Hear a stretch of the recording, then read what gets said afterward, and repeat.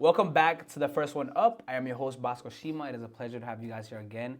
And today we have a very special person here.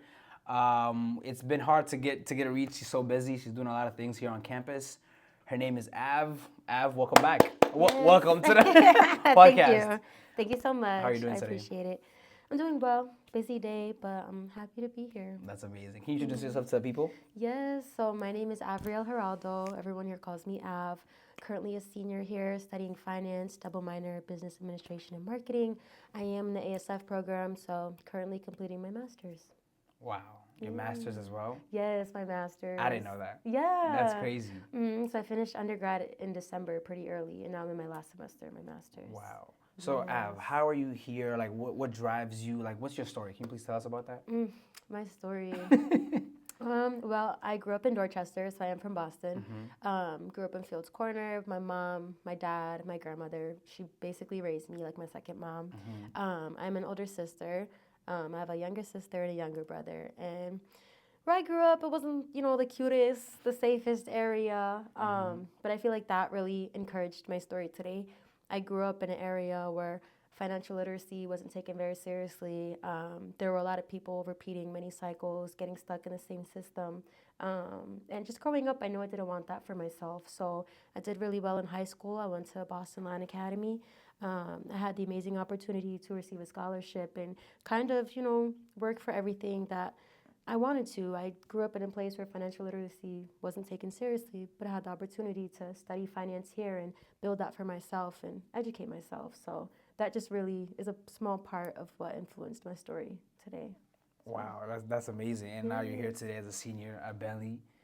Like, how did you hear? Like, it was Bentley your first choice? It was my third choice. Was it my third choice? I'm pretty sure. I can't remember my second choice. Oh, no, Bentley was my third choice. Oh, it was. Okay, got it. Yes. And when you heard that you were going to get in with the scholarship, because I also got in with the scholarship, you were just like head over heels, you just wanted... Honestly, I was relieved because I was looking at the financial aid packages for everywhere else and I was like, cannot afford this. I don't know how it's going to work out, but Bentley luckily blessed me. So what has been the hardest thing about being a college student, first generation, as a student here at Bentley? Well, the hardest thing, actually, so funny story. I came in first gen, but my mom actually got her bachelor's during my freshman year. So I'm no longer first generation student. Then she got her master's. Congratulations to mom. Yep, literally while I was in college. So I'm no longer a first generation student. But what was the first part again? Just the hardest part about coming in as a first gen. You're no longer first gen, but what was that like? The hardest part, not seeing many people who related. I remember talking with my other friends who were first gen. We would always be stressing over FAFSA and financial aid, and we got to go to the financial aid office and ask for more money, da da da. But I would talk to some of my other friends, and I remember one time I got a question. They were like, "FAFSA, what is that?" And I said, "What? You don't know what FAFSA is? That is an amazing privilege to not have to know what FAFSA is." So I think sometimes when other people wouldn't relate to me, in the back of my head, I'd be like, damn, I'm a little jealous that you don't know what that is. But I would say that's the hardest part, just speaking about kind of financial struggles and people turning their head and looking at me sideways sometimes. Yeah, I can relate to that. I think when I got my scholarship here for Bentley, my mom was in tears. She was like, "Oh my God, I can't believe it," because it's just so much. And coming here, Boston is the hub of business, schools. And where we come from, I can relate as well. It's we come from a place where financial literacy is not taught, or our parents, had to struggle for even us to be living the lives we live. Exactly. So that's a huge thing. Yeah. What have you done here on campus? What are you involved in? What are you doing? Yes. So my biggest accomplishment, I love it so much. I'm the president of Coming Full Circle. Love CFC. I'm in Alpha Kappa Psi, business, fraternity, and sorority. I've been the diversity, equity, and inclusion director there, but now I'm just a general member. I've been a Mosaic ambassador for all my years here at Bentley under the Multicultural Center, and I'm also an intern front desk at the Multicultural Center. And I haven't told many people about this yet, but I am getting inducted into the Falcon Society. Wow. So, yes. That's a big thing here on campus. Okay. I'm so excited. So when you say all that, the first thing that comes to mind, how and why and the time management Talk to me about that. Like, it sounds like a lot. Yes, I've asked myself that question too sometimes. I'm like, I don't know how I did that. Wow. Yeah, I think for a while I also struggled with imposter syndrome, just being like, I'm not doing enough. I don't know how I did that. Like, they're gonna figure it out. Like, da da da, like all this crazy stuff. But for me, I always like to say I'm like type A when it comes to my goals, my accomplishments. My dad is from Trinidad. My mom is from PR. So just they didn't really have that many resources growing up, and they did everything in their power to try to give me everything. So just remembering how much they did for me, that always keeps me going. When it comes to my professional journey, my academic journey, I have to be type A with it because I'm like, my parents had every excuse in the book to, if they wanted to give up, they could have, but they didn't. What's my excuse? Like, my parents are working, doing everything, and I got to be type A with this. I have to have all my books in line. So I feel like for me, when it comes to organization, I have everything written down. Outlook calendar is my whole life. I have everything laid out for me so that I can see it. So I'm like, all right, I have a checklist and I got to do this by the end of the day. Once I get through one day, I get to another day, and next thing you know, you're graduating college. So, Wow. yeah. No, thank you so much for that. And I can see that as well because we tried to reach out to you and you were like very punctual, like time, here's the time I'm available. So I think that's a really important thing for college students as well, like time management, your outlook. And that story is just, I'm sure your mom and your dad are proud of you because you've done a wonderful job. And I think people out there need to realize the importance of, our background and having that fuel you, because you're fueled by your parents' struggles, and that's why you're a type A person. Yes, definitely. I do hear that you're the president of CFC. How did you come about to become president? How did you take on that role? And what did you introduce to the club that was not there beforehand? Oh, definitely. I love talking about CFC. Like, oh my goodness. Yeah. So before I came to college, I worked at a nonprofit organization for girls ages 8 through 18. I started doing that when I was 16. And that created my passion for working with women, for women, learning about other women's struggles and doing all I could to possibly help and contribute to spaces to build us up. So I got to college and I was like, all right, like I got to take a break from girls' sleep. I'm not in Boston no more. I can't do that commute. So it's something all good things must come to an end. I had to put that to rest just for a little bit. But I came to college and I was like, I don't want that to end. Like, I want to keep working for women. I want to be in an environment where I can contribute to these spaces. And it's like, God heard my prayers. I was at the activity fair and I see these girls at a table with this pink blanket, like, hey, have you heard of CFC? And just, I learned their mission. I learned everything they did to contribute to women and non-binary individuals on campus. And I was like, yeah, like, whether I'm a Gen Bob member or an E-Board member, I have to be active in this organization. So I started off on the marketing committee. I was just a baby freshman. I was so excited. I think after my freshman year, all the work I had done in the marketing committee, I was like, I can definitely see myself progressing through in this organization, even if it's not president, even if it's not VP, whether it's secretary, in any way, if it's something small I can help contribute, that'll like make me feel so accomplished throughout my college career. So my junior year, I had the honor of getting vice president. Doing that just encouraged me so much more. I was like, I feel like I am contributing, helping so much to those who, once looked like me when they came into campus. I can't stop here. Like, I got to keep going. So Wow. I was like, all right, like, I'm going to apply for Prez.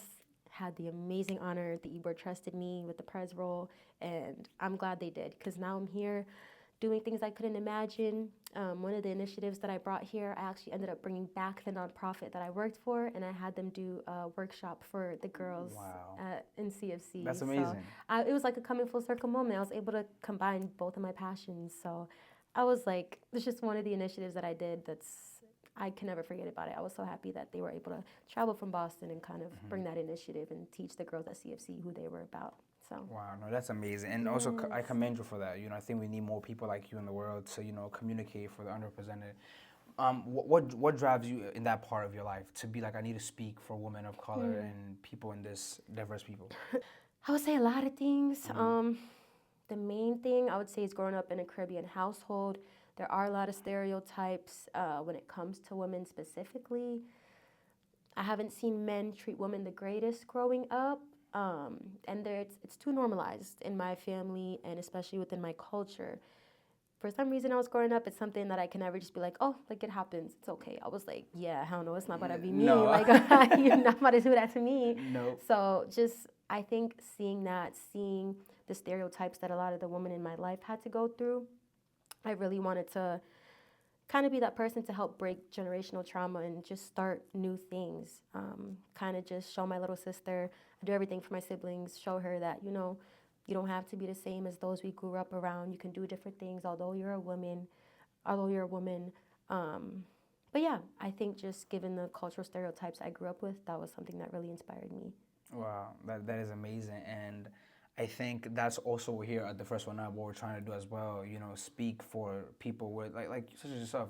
Give them a platform to talk about the things that should be taken care of, or should not be normalized. And that's a beautiful thing. Yeah. So with CFC, you've recently done something that a close friend of mine was a part of. Can you talk about that? I forgot. Can you remind me again what the project you guys just recently did? Hey Bentley Girl? Yes. Oh, what was that? How did that come about? Yes. So Hey Bentley Girl has been a tradition for years before I came. Okay. Way before me. Yeah. So it's just something that we kept going. But basically, Hey Bentley Girl is just, we always pick one day out of the month during Women's History Month to show our appreciation for women on campus. We have everybody, whether you're a man, woman, non-binary, whatever you identify as, come and write a note to the woman on campus. So you write a nice note and you spread love to those on campus. We post it on our Instagram, and people are able to, read the nice notes and just see how much people on campus appreciate women. But something that we recently started doing, and I think it was my sophomore year we implemented this, we started doing a fundraiser at Hey Bentley Girl, where we'll pick an organization that contributes to helping and supporting women. It hasn't been the same thing every year. We try to switch it up. This year we did it for women and refugees. But we recently started that my sophomore year. So we'll fundraise at Hey Bentley Girls, sell some type of goodie, ask for donations, and the center, CWB, Center for Women in Business, they'll always match how much we raise, which is a blessing because they be matching us, boys. So, but yeah, that's something new that we started with Hey Bentley Girl, that fundraising aspect. And I know as a student here at Bentley, it was all over. Like my friends, they were reposting it. The people in there, like they were telling me, come support, support. So I think you've done a great job with the outreach, with the marketing. It's been a success. Props to CFC's marketing because they be eating down. The flyers looked amazing too. Yes, thank you. They were pretty good, yeah. Yes. So as a woman in, at a business school, I want to touch back on that as well. Like, what has been like some stereotypes you've seen as a woman in business pursuing finance? Like, talk to me about that.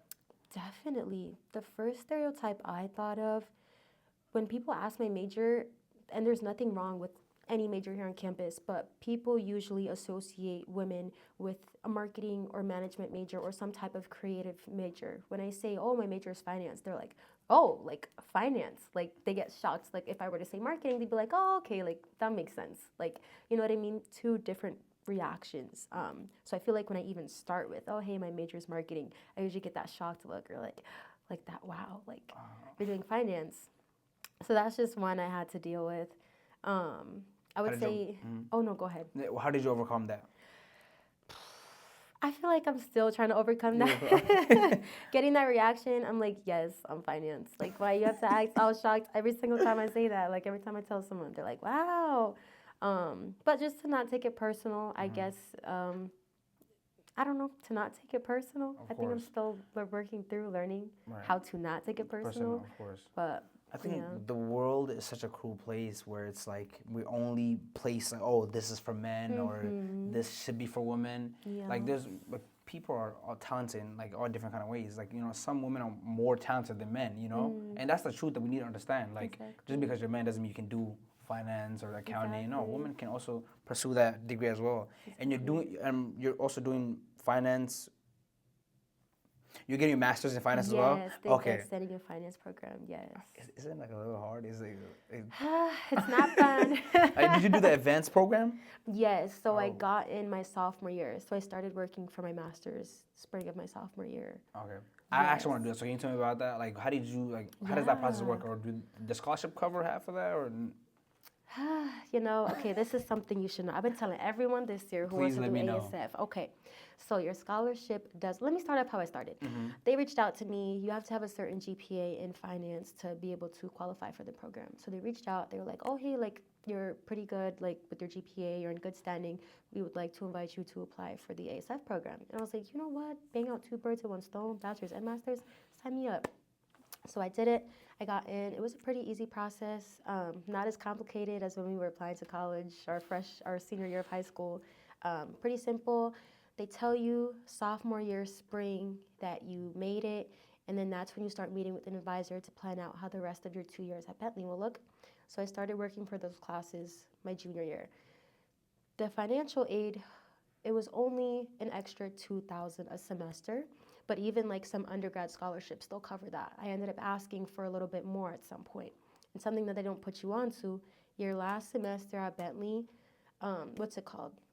You have to apply. Well, it's not online, but you reach out to financial aid and you tell them that for me, I was like, oh, I'm going through some financial hardship. I cannot afford the rest of my semester here at Bentley. I need you to cover it. They ended up covering my whole last semester, undergrad, for for my college career. Mm-hmm. But what they didn't tell me, my last semester, so now that I'm considered a full-time master's student, all of my undergraduate scholarships and grants do not apply because I'm no longer an undergraduate student. So they expected me to pay $42,000 this semester, the most I've ever paid here in my life for this whole semester. I reached out to them and I was like, why didn't you tell me that earlier? Like, it was probably somewhere small in a package that I didn't read it, but they don't advertise that. They don't tell you, hey, by the way, your last semester, you're going to have to pay fully out of pocket. That is something I've been telling everyone. Be aware if you really, really want to do the ASF program, start from when you get in to try to cover that last semester because that's something I wish I knew. I reached out to them and I was like, hey, can't do it. You asked the wrong person. And I was going back and forth. They do have master grants that not many people know of. I think they gave me a $5,000 grant for a master student, and then I ended up getting the rest of the $19,000 covered. So now I got it down by half. I unfortunately do owe $19,000. I'm gonna just take out a loan for it. So, but that is something that I wish I knew way before that last semester of the advanced standing program. You are not gonna qualify for your undergraduate scholarships or grants because you won't be considered an undergraduate student. So. Just be mindful of that, yeah. Wow. I wish they told me. You still chose to, take out that loan and, go forth because you wanted that master's degree. Yeah, and I was so deep in already. I was like, it's my last semester here. Like, if I would have known before, that would have been a different conversation. But they told me, I think it was about November, my advisor reached out to me. She's like, hey, by the way, like, you're no longer going to be an undergraduate next semester, so those scholarships and grants don't apply. And she know I can't afford it, so that's why she told me. I was like, why are you telling me now? Oh my God. But I guess maybe I should have read a little bit, more, but they don't, advertise that at all. So, Wow. yeah. But you're almost done. I say it's worth it. Yeah.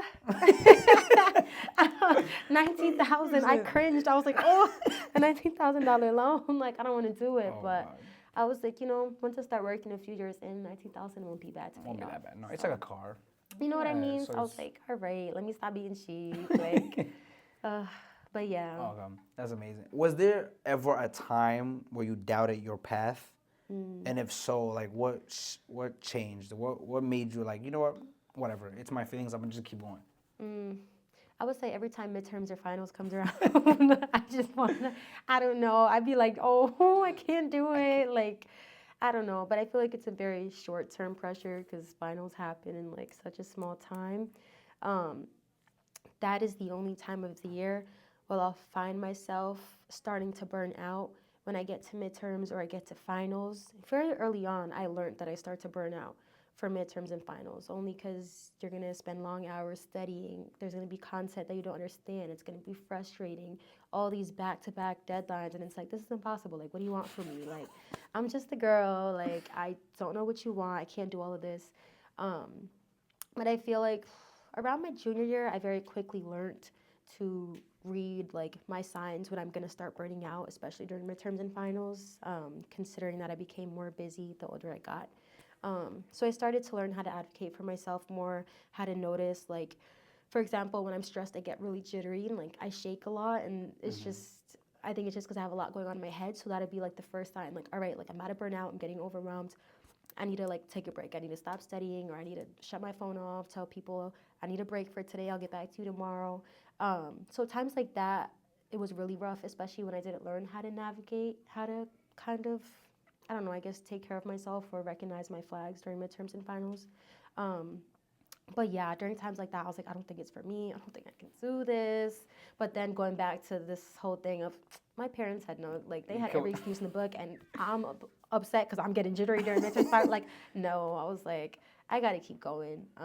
So it was hard, I would say, at first when starting college, because I didn't navigate it yet. But the older I got, especially around my junior year, I feel like I learned. I feel like I'm someone who also thinks a lot, and it's just so much going on in my head. With everything I have going on, you know, school, work, this. So it can be so much. So what would you say to someone like me, who's, you know, have midterms as well? I have a career I want to pursue, but I just don't know. I don't know how to like I know calendar or Outlook and all that. I use that as well. But what's like something I can use to help me, you know, have a calm, steady mind? Because you seem like you seem chill. You seem like you have all this going on, but you're like, it's fine. I'm gonna get through. Don't let it fool you. I be crashing out sometimes. Yeah. Don't let it fool you.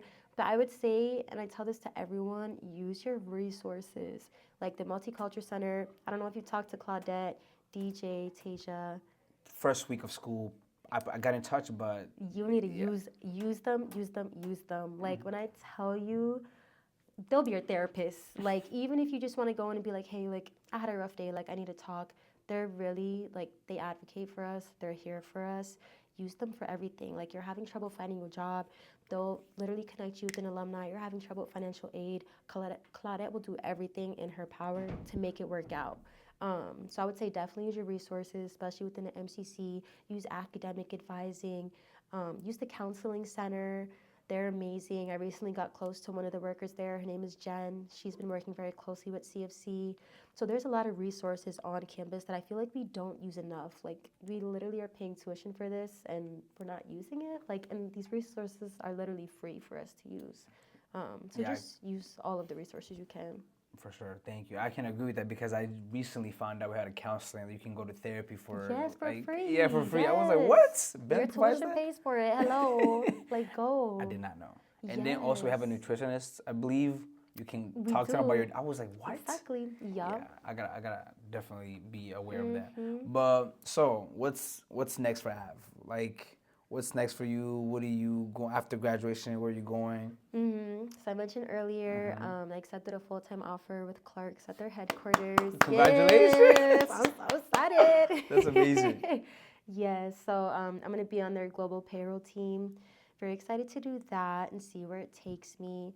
Going to be a lot of numbers all day, a lot of math, but I'm prepared for it. I feel like college really did prepare me for it, and I feel like realistically, I've heard, especially in finance, it's way easier post-grad working your full-time compared to what you were doing in college. Like, they got you doing some crazy stuff in this finance classes, and they're like, you're not even going to use it. So I'm like, I think that's what I'm the most excited for. I feel like, I don't know, not using all that crazy math, but I'm also trying to prepare myself where it's like, all right, it's going to be a very different environment. I'm going to have a 9 to 5. I'm not going to be able to see my friends every day, to text them at 2 a.m. Where you at? Like, let's do something.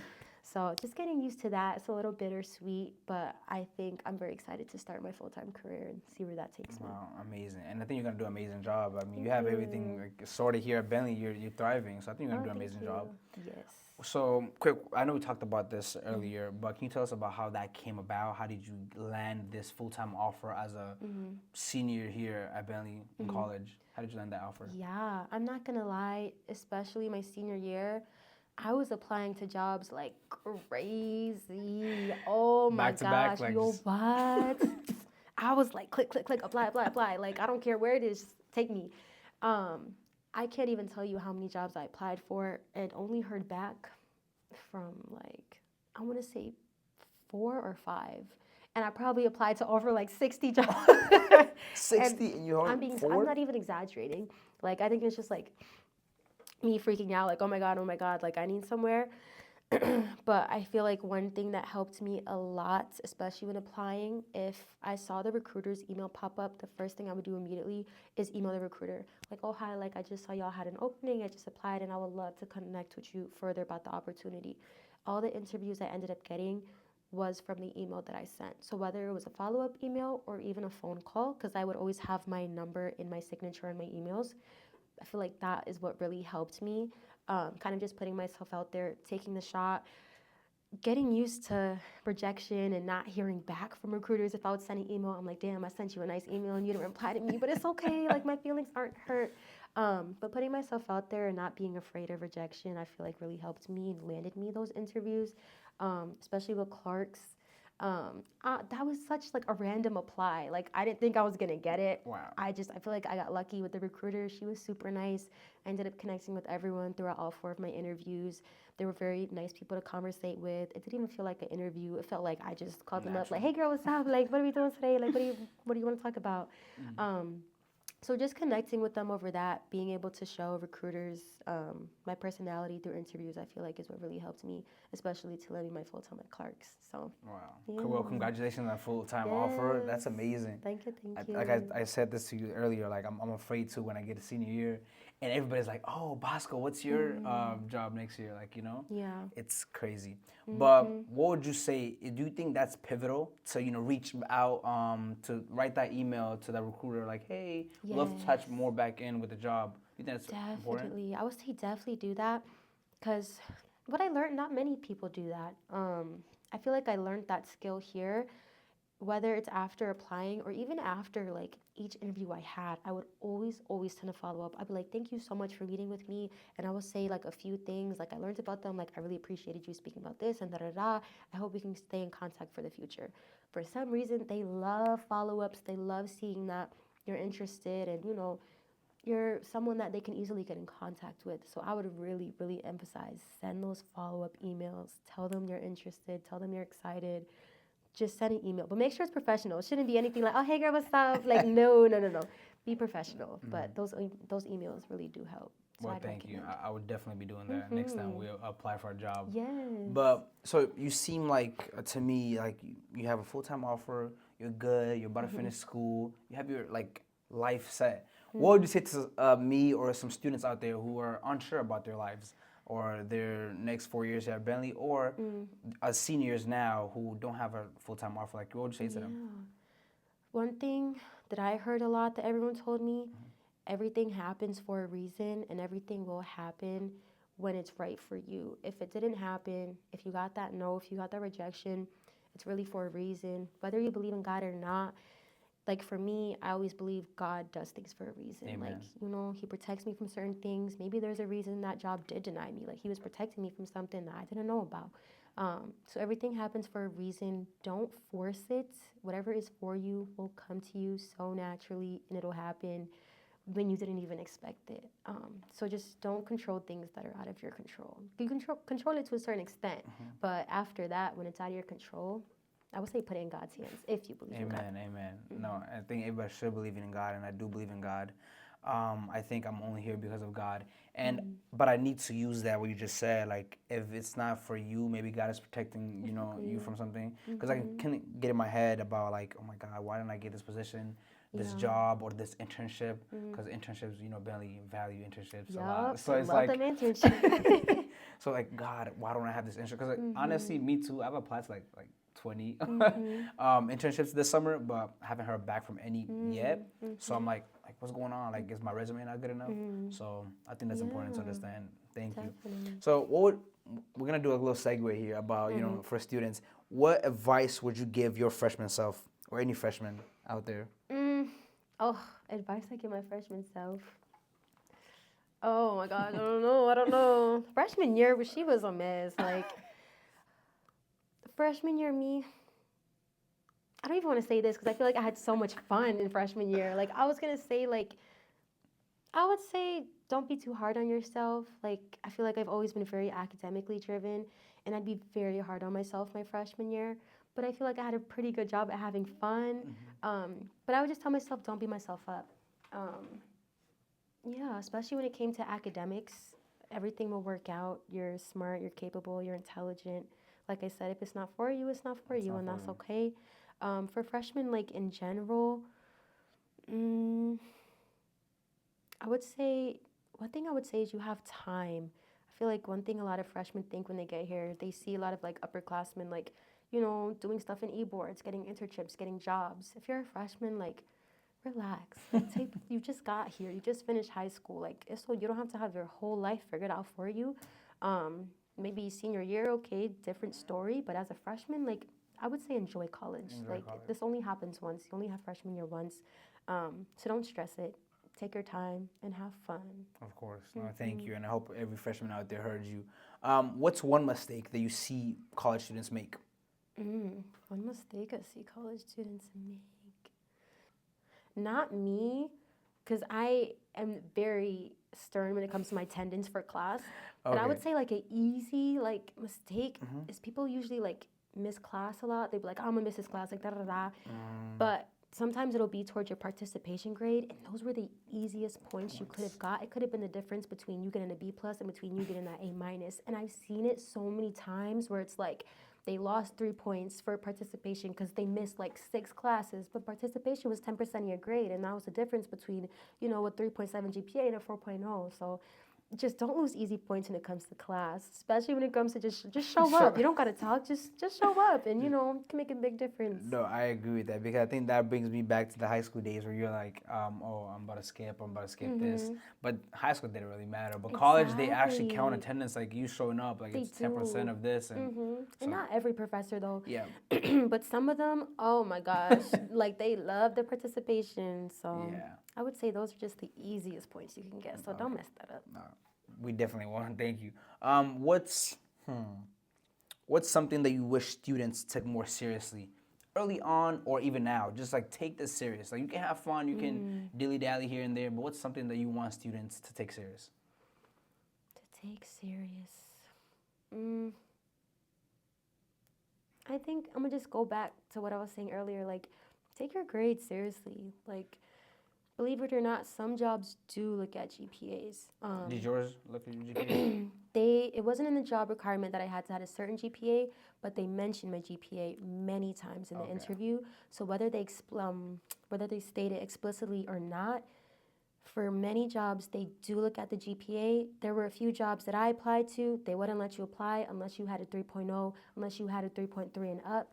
Not all jobs, I'm not saying all of them, but there are many that will look at your GPA. I know a lot of my friends, they have to send their grades to some of their companies when they graduate to make sure that they're in good standing. So definitely take your grades seriously. It is true, C's get degrees. Yes, no, that is true. That is definitely true. But if you are looking to apply to a certain job that does require you to have a certain GPA, you have to take classes seriously. You have to be serious about maintaining your GPA at a certain level very early on from freshman year. So I would emphasize that. Oh, that's amazing, Av. Thank you. Yeah. So you're very involved, as we talked about, on campus. You're in CFC president. You're Alpha Kappa Psi, I believe. Yeah. So what do you want your legacy to be at Bentley? What do you want when someone says Av was here at Bentley? What do you want them to remember you by? I would say, like, honestly, I don't even have to have a legacy. I'm not gonna lie. Like, as long as I always say this when I was a freshman, like, as long as I helped one person here and like they remember, like, Av really did help me with this, I'm satisfied. Like, because I remember my freshman year, I had not one, I had many upperclassmen helping me, and I know so many at the top of my head that I can just say right now. They helped me, whether it was multiple times, whether it was once. Little do they know, they made the biggest difference in my college experience. So I think once I got that, I was like, I want to do the same thing. As long as I can be that one person for at least one student here at Bentley, I will be perfectly okay, and I will feel like I've given back to all the people who gave back to me in the communities I was a part of. So that's really something that I have hoped I've done, or if not yet, I hope I will do. Wow. Yeah. Well, I think you've done a great job because I've heard your name through many Oh, wonderful people and who you've touched or you've helped. They're also my friends, so you're doing a great oh, job. thank I don't, you. I don't think you need to worry. But we're in college. You're a girl in college. We're gonna touch up on this little subject a little bit, but the partying life or the life of just have fun, any advice or like through your experience maybe where you can have like be academic weapon, which I believe you are. I mean everything we talked about up to now. What do you draw the line between that? Where are you like, okay, I'm gonna party, but I'm gonna show up every day to class. I'm gonna do this. I'm gonna make sure I do my masters while I'm still, Talk to me about that. Oh, I got so many stories. um, Damn, I have so many stories. The main thing I would say, okay, generally speaking, never lose sight of why you're here at Bentley. For me, it is a motivating factor that, okay, I'm going here on scholarship. I can lose my scholarship. My GPA can drop. There's a possibility of me losing that scholarship if my GPA goes down. I be at them parties like, yes, I'm having fun, but it's like, I have class at 11 a.m. Let me not have too much fun. Like, you know what I mean? I still have to get back. So I always have that in the back of my head. Like, you need to wake up in the morning and do what you actually came here to do, because I did not come here to party. I came here to get my degrees and do what my parents are paying for. So that's something I always keep in the back of my head. I was going to say something else, but I forgot what keeps me going after. Oh, I forgot. But I feel like that's the main thing. Just always having that in the back of my head. Parties are not paying my tuition and getting me these grades. I am. So, yeah. Yeah, I think that's a big thing because in college, I think we come in college and it's like fun. And some people do not know where to draw the line. So it's like fun. And when it's time for the grades to come out, GPAs, internships, interview, you're like, I have nothing to show for it. Exactly. And I think that's amazing that you are you're able to, have the party life and, enjoy yourself, but also be an academic weapon. Yes, and, definitely. strive. That's important, I think. Oh, that's one thing I was going to add real quick. I forgot. That's what I was going to say. Also learning when to say no. Because your friends, like, will text you at 2 a.m., like, oh, let's go do something. Let's go hang out. Let's drink. Let's go do this, da-da-da. But learning when to say no and draw the line. You don't have to be at every single party. You don't have to be at every single kickback, every single hangout. I learned after freshman year, I was like, all right, I don't got to be at everything. Like, come on. Maybe I do have to stay in tonight and study. So just learning when to say no and draw that line with friends and social life. Do you think that's pivotal thing in someone's life, not even in school, but in someone's life to say no at certain times? And, yes, definitely. Learning how to advocate for yourself in every environment, every situation. I feel like it's very important. It's a really big part of setting up boundaries, whether it's professionally, socially, academically. So it's very important. Learning how to say no in every situation. And here on campus, you're pretty popular here on campus. So talking about friendships and relationships as you go through college, how is that? Like, do you again going back to school, school locked in, no relationships, or talk to me about that. I would say with my relationships, I always tell myself I can do a little bit better when it comes to maintaining my relationships. I feel so bad sometimes, I'm always busy with orgs or school, so sometimes I feel like I don't make enough time to maintain my relationships. But one thing I always do, I love following up with people because I hate knowing damn, I don't want to be a short-term friend. I really like this person. I really do want to connect and stay friends long-term. So kind of just making sure I'm always following up with people, or even on the weekends. One thing I always tell people, if you cannot catch me during the week, you will definitely catch me on the weekend outside somewhere, wherever you're at. So that's one way I really do see my people. I'm always with them, hanging out with them. So if it's not during the 5 days a week where I'm cramming for something, you will definitely see me Friday, Saturday, Sunday. It has not become Thursday because I'm graduating, so I'm starting pretty early. So just drawing that line, being maybe you can't see me this week, but you'll definitely see me on the weekend. And weekends, I always say, are meant for my social life. That's also how I have that balance, and I feel like I haven't been able to crash out. I feel like if you're always school, it's all right, when do you have time for yourself? When you get to have fun? So I usually strictly block off my weekends to have fun with my people. So thank you. I think I need to do that as well. Because I feel like I'm so work.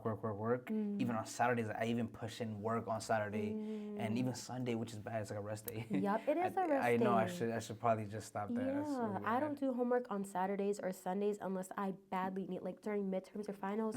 I write final study, but regularly. I don't do homework on Saturdays and Sundays. Yeah, I'm up Saturday, Sunday doing. It's bad. I really gotta stop. I gotta stop. Yeah, no, it's But okay. like you've inspired me after this our conversation here. You're doing an amazing job. I want to commend you Thank for everything you're you. doing. And for one more question, No, it's for okay. girls out there who Yeah. deal with peer pressure, friend groups like, hey, come do this or do this or come let's hang out. Yeah. What do you say to that? Like, what's your take on that? Like I said before, know your boundaries. Do not learn how to say no. Just practice saying no. Learn what your boundaries are first. Learn where you draw the line in many situations, whether that's in a professional setting, social setting. Like I said before, you need to take the time to learn yourself first and learn what you like or what you don't like, what you can handle and what you can't handle. So that really, it's to each its own. Everyone is different. Some people can handle more. Some people might handle less. But I feel like in college, you begin to learn that. If you think you knew it before, you're going to find out in college. That's when you're really going to learn. So take the opportunity and learn who you are as a person and begin to set up those boundaries. Wow. So, yes. Amazing. Well, thank you so much. Yes. It was a pleasure to have you on the first one up. Thank you so much for, coming on and speaking about this. And we wish you nothing but the best. You're doing great here at Bentley and you're about to go. And I'm sure you're going to be thriving still. So thank you. Thank you so Yes. I hope to come back and see this podcast that happening. Yeah. I want to come back. No, please. You should come back and visit. One last question we always ask. If there's one piece of advice you would love for everybody out there to know, our peers, your peers, that you think they truly need to hear that have gotten you to this point, what would that be? Can you tell the people? One piece of advice I would say, I gotta think. No, take your time. Take your time. I think it's what I said earlier. Don't compare yourself to other people. Everything will happen in good timing when it's right for you. God puts things in our lives for a reason, so don't force anything. Don't feel pressured because you see other people doing things you may not be doing. Everything happens in different timing. If it's for you, it will come to you very naturally. So, wow, yes.